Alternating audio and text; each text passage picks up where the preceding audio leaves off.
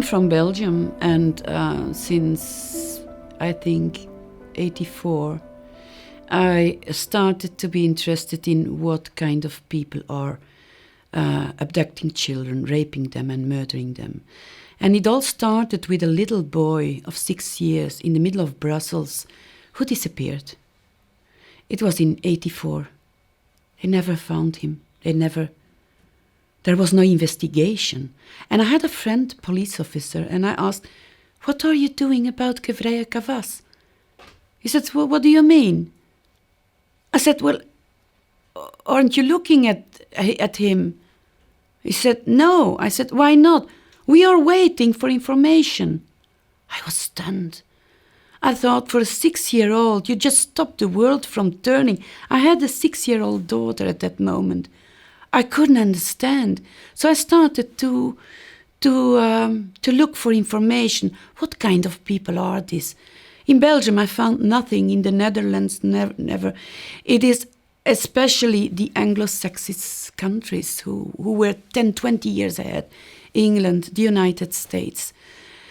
And so I started studying abroad because there was nothing in my own country about what kind of people are these. Why do they do this? How can we avoid this tremendous pain, not only for the victim, but for a whole society to stop? And so I went to England, and there I was part of the staff of the Graceful Institute, where they treated child sex offenders, women and men. And this was the first time I heard about women pedocriminal. I didn't know they existed. And I did the whole path. I went to France, the Centre International de Sciences Criminelles de Paris. There was another one where they wanted to make a bridge between psychology and the Justice Department. Then I went to the American University in Washington, D.C. I had practice placement at the FBI in Quantico. I went to the University of Liverpool, investigative psychology in the United Kingdom. And then, okay, you have to pay everything yourself because nobody's going to help you. But and I started working with victims and with criminals because there is an interaction between both. The victim is chosen. The criminal chooses. Why does this criminal choose this victim? It's important to know. And so I started treating both victims of sexual violence and offenders. And to give you an example, one offender said to me, "But the child liked this." And I was wondering, yes, maybe why not? They are not all violent. They can be very nice and caress the child, and maybe the child enjoyed this. Who am I to say that it's not allowed? And then I listened to the victim, in this specific case, the victim of this offender, because most of the time it's not the case. And then I asked the victim, I said, "How do you know she liked it?" And then he said, "Because she was laughing." Okay, it's registered. A few weeks later, I see the victim and I ask her, she was 10 years old, and I said, "Well, I'm going to ask you a very difficult question. While he abused you, how did you react?" And she was really embarrassed. She didn't know what to say. She said, well, I was embarrassed. I felt so dirty." And he said, "Yes, but what did you do?" She said, "I laughed. Because I didn't know what to do. I laughed." And all of a sudden, I realized that the offender was not lying. She did indeed laugh. But his observations were right, but his interpretation were wrong. She was not laughing because she liked it. She was laughing because she felt embarrassed. She didn't know what to do. And that's the thing you can only learn when you have both. How do you choose them? Where do you get these victims and all this? And then how does the victim react too? What kind of reactions make that an offender stops offending? Sometimes they are very basic. I'm going to say it very flat, shitting in your pants. And their fantasies are broken. Oh God, no. Because they are on fantasies. It's the same in these networks. They are on fantasies. That's why they need symbols and they need ornaments and especially the name Satan. Because, wow, this is, this is the ultimate fantasy. I'm doing this in the name of Satan. It's a big lie. It's a big lie. They do it because they like it. They want to do it. It's a choice. And we have to stop believing all these fantasies around it. Like, I did it in the name of Allah. I don't think Allah would like what they are doing. It's all a lie. You do it because you like it. You do it because it's your choice to kill people. Because you are feeling bad. That's why you want to take revenge on people, innocent people, because you are not able to solve your own problems.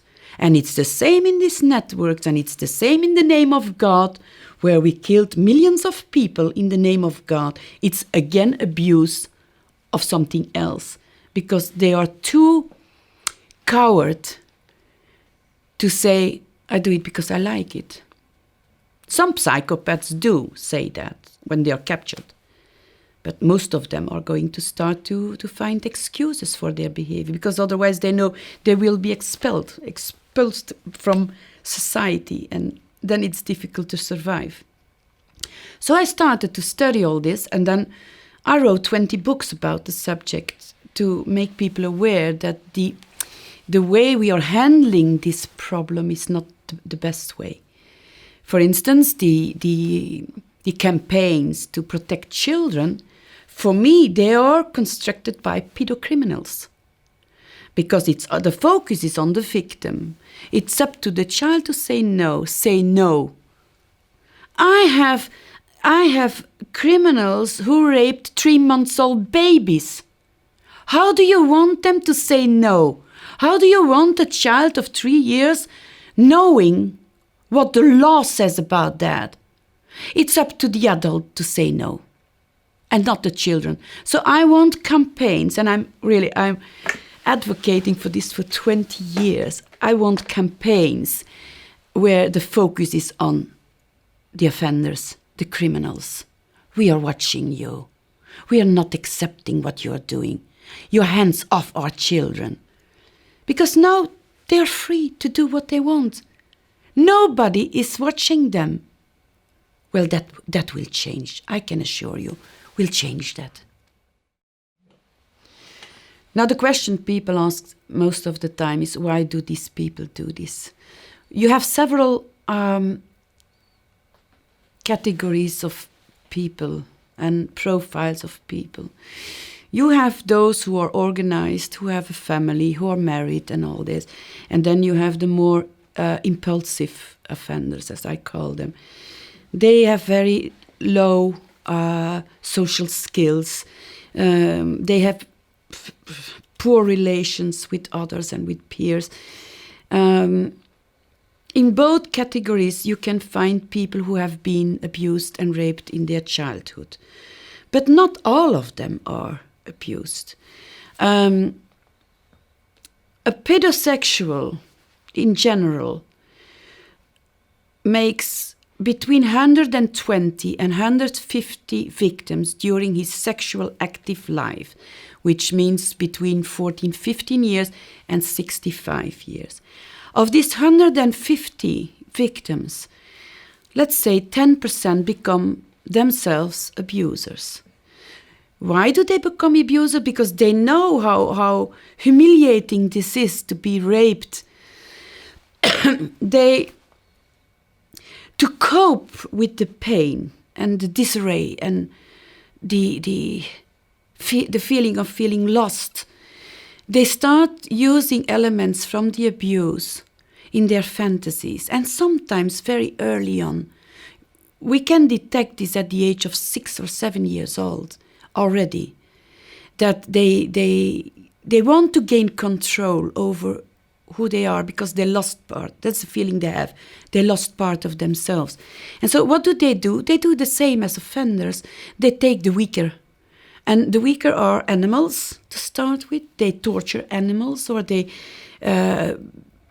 hurt children. Even young, they take younger children or handicapped people or elderly, weaker victims than themselves. Why? Because they can't afford to have another humiliation. If they take somebody from their own level, the chances are they lose again. And especially if they take somebody who's even higher level, the chances are even bigger they lose. And for their self-esteem, it's devastating. So to get this feeling, the God-alike feeling, the feeling to be in control, they are forced to take somebody weaker. Of course, it says a lot about the criminal, because it means he's a coward. It's easy to take a weaker victim and then feel God. But they work in circles, and each has his own circle of offending. For instance, if we go to the more impulsive types, they argue with their mother because they don't feel good. They don't know why, but instead of looking, why am I feeling bad, they started, it's somebody else's fault. It's always somebody else's fault, So they project their feeling on somebody else. Then this person argues and says, no, this is not true. And then, they're fed up. They go out. They go to a bar. They start drinking. So then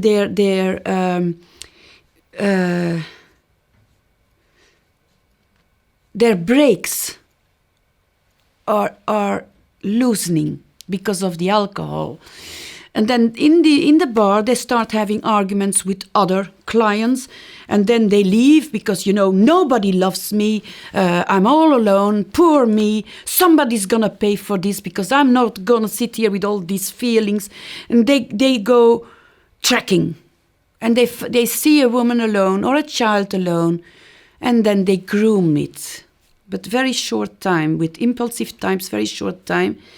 And then they isolate the victim, rape it, sometimes murder it, and then their circle is going up. It's not my fault. What did she do at that time of the night alone in the streets? And why did she have such a short skirt? So it's always excuse. It's always somebody else's fault. And then they go back to, well, anyway, I didn't kill her, so it's okay. And there are worse things than this. Look at the wars. They're killing thousands of children, so I only killed one. They use excuses, and then they feel in control again, and they're up in their cycle. And then it can go good for a while. But then after a while, there's always something wrong in our lives, in all of us, the lives of all of us. And then again, they have a problem, they lost their job, and it's somebody else's fault. It's all a question of take your own responsibility. If you have a problem, accept it and do something about it. Don't project it on others. And that's what my lecture is going to be about. We have to stop focusing on children. We have to shed lights on the responsibles and the criminal from this criminal.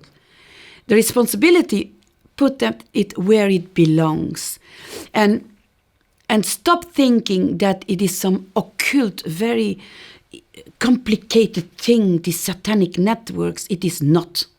That's what they want you to believe. Because it makes their fantasy complete. Don't walk into their fantasies. They do it because they like it. And sometimes, and what we see now is more and more, that children are sacrificed, even in gruesome ways, so that you are trapped for the rest of your life. You sold your soul to them. And they have proof of that. So you will be a slave forever. For them, you will be a slave forever, unless you're ready to take responsibility for what you've done, and also prison time. At least, maybe then you can get your soul back. But there has to be balance between what you did, the punishment you get, and what a victim gets out of this, or victims. But we have to stop this circle. You know, a society is very, very simple. What does a society want if things go wrong? Whether it is robbery or a bombing attack or raping children, it wants three things. One, it wants the criminal to pay for what he did.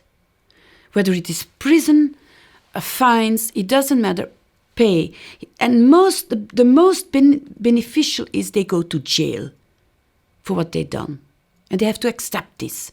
The second thing a society wants is reparation. How are you going to repair the damage that you did? Not only to this specific victim, but to a whole society, especially if we're talking about children. A whole society is damaged, seriously hurt. How are you going to pay that? There are many ways to do that.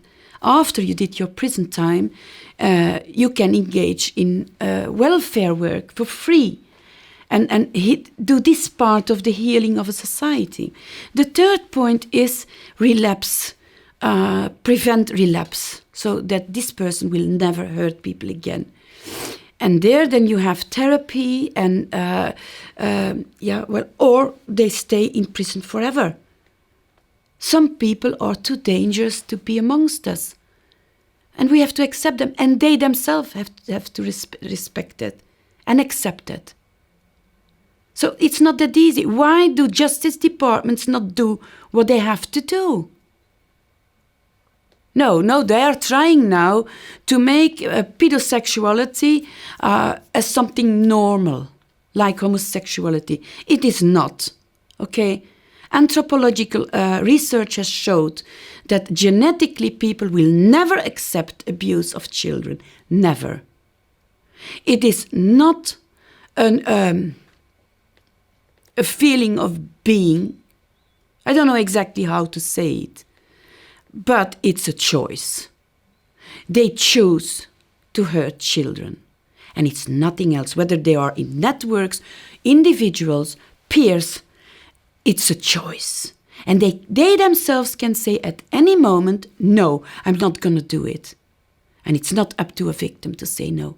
It's up to the adult, the criminal. That's what my lecture is going to be about. Now, if we look at the scale of this kind of abuse on a world level, by now it must be tremendous. Because it's the only taboo left to blackmail people on very high positions, not only high, but important positions too. So before, if you were a homosexual and you were a minister or you had a high level job, you could be blackmailed. If you went to orgies with adults, they could blackmail you. If you had an affair, and your wife wasn't aware, they could blackmail you. But all this is not. People have become very. How will I say? Well, they don't care that much anymore. So the only taboo that is left is child sex abuse, and they use it everywhere now, in the banking system, in the politicians are very, very often blackmailable. I'll tell it like that. And they have no other choice than do this job and obey, because they are slaves. Once you go to this low level, you are the slave of the power forever, unless you take your responsibility. But who will do that? You know, there are so many benefits involved: money, statute, red carpet, and they prefer to lie to themselves and saying, "Well, it's all not. Look what I have in return. It's not that bad." And I think it's going to get worse with the years if we don't do anything now. Many parents are renting their children for a lot of money to networks, especially to networks. If we see it on a world level, we see that, of course, with all the facilities from transportation, they have their private planes in the high levels, they have their helicopters, they have their contacts, they don't have to pass controls, they have their own world parallel to ours. And a lot of children are trafficked all over the planet for the same reason, blackmail high officials. And many people think, well, that would never happen to me. But they have their system. It starts with you're invited to a high-level party and, wow, your ego. They caress your ego. And then, well, you have a drink and another drink and good champagne, and then there's a little bit of cocaine, and they bring you to a point where you lose control over who you really are. And then, it's the ultimate thing you have to do to be part of them. But it takes weeks. It's not in one day. They have time. And then they bring you to a room and you think, oh, it's going to be a prostitute. Well, okay. Well, that's a price I want to pay. Right? And then the doors open. There's a child of 4 years old. I can assure you, most of them, are awakened again and are sober. But these children are trained. They are trained since 2 years, 1 year old. They are trained to suck on bottles of lemonade. They are trained. And if they don't succeed in getting this person in a compromising situation, they are punished hardly physically. They hit these children. So they just like it is with prostitutes. It looks like they like it because, but they have no other choice. For children, it's the same. They are programmed to do certain acts. And it can take a while, but I know of one person, one victim, who told me that, I'm not going to name names, but a very high sport man. And he said, no, I'm not going to do this because there are cameras everywhere in the room. They don't know that, but the children know that. And it came after weeks of trying to get him in a compromising situation. The girl said, but sir, I like doing this. I like sucking cocks. I've always liked it. And if I don't do this, they're going to hit me hard. And so this man, who really, really didn't want to do this, he allowed her to suck his penis. Now, later on, this victim, when she grew older, wrote a book about these networks, these gruesome networks. And the person in question was sure that she wrote about him and he committed suicide. Yeah. And it was somebody known in the world. You see the damages not only for the children, but also for people who are trapped in such evil game where children are used to do the ultimate evil. So we have to stop this for the sake of everybody.